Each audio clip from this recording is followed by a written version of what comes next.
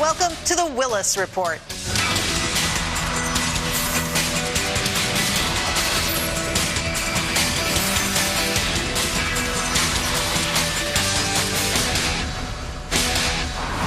Hello, everybody. I'm Jerry Willis. In Washington, a government not getting its act together on the fiscal cliff.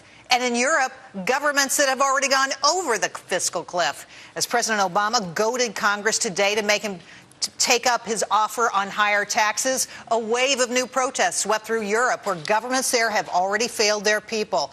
That's the choice we face tonight. Either our elected officials bring order to our economy, or there won't be any economy to worry about.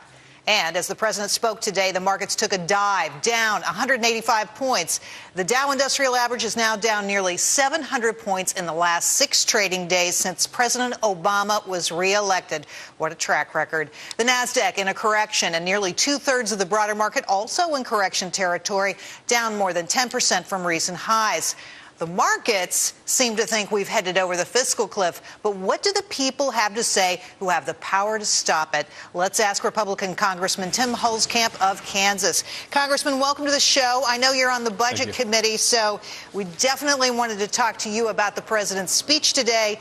He says he's ready for compromise. Here's the president. I'm open to compromise, and I'm open to new ideas.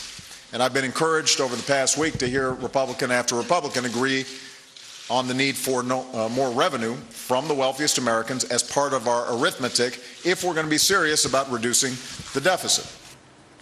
President says he's ready to compromise. Do you buy it, Congressman? Well, we're still waiting for a real proposal. His budget last year had no votes in the House, none in the Senate. It was not serious. He's put no proposal forward. All he's talking about is the 2 to 3%, which, by the way, many of those are the small businesses that create jobs. Actually, if we tax them at the level he's talking about, that'll give us enough revenue for 1 week. What about the other 51 weeks? Let's get serious, Mr. President. Put a proposal on the table. But we have to avoid this tax cliff that's going to happen at the end of this year. Congressman, to that point, the president's asking for $1.6 trillion in new revenues. What do you make of that? Is that a number that the GOP and House Republicans can stomach? Well, the Democrats couldn't stomach that either. He offered that last spring. No votes in the House, no votes in the Senate. It's time for getting past the campaign and talking about how do we get the economy going again. There's no economist, even in the White House, that suggests raising taxes is going to create more jobs. He hasn't brought the deficit down. It's been going up. The economy is slowing down. We have 47.1 million Americans on food stamps. We need to be focusing on growing the economy, not raising taxes. Congressman, and the president is single-handedly focused on that. I hear what you're saying. I understand what you're saying. It makes some sense to me. But the rest of America may not agree. 51% of Americans say, polled by the Washington Post Pew Research Center, say we will go over the fiscal cliff. And then when they talk about who's to blame, guess who they blame? They blame the GOP. 53% to 29% blame your party for taking the country over the fiscal cliff. What do you have to say to that? Well, I'm not worried about who gets blamed. I'm worried about avoiding this fiscal cliff. The same decision faced the president 2 years ago. He saw the light, he felt the heat, and he agreed to extend what is now the Bush-Obama tax rates.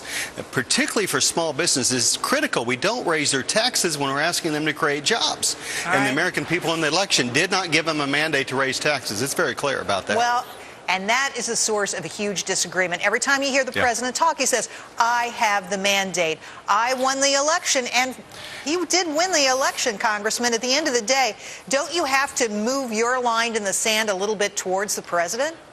At the end of the day, the American people returned a strong Republican majority to the House, the second largest majority since World War II, and they gave the president a narrow 51% margin of victory. That is not a mandate.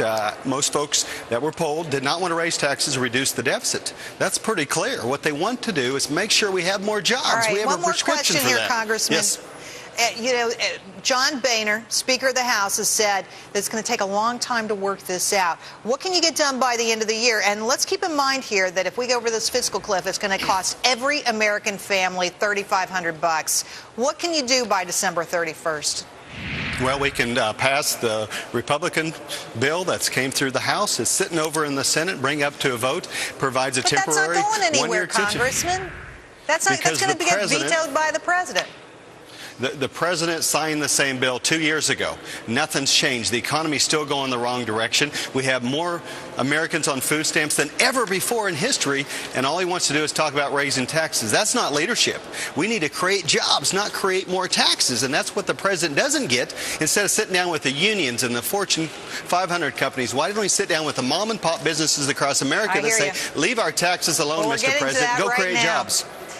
Congressman, thanks for coming on tonight. It's a pleasure to talk to you. You've got to come back soon, okay? Absolutely. Will do.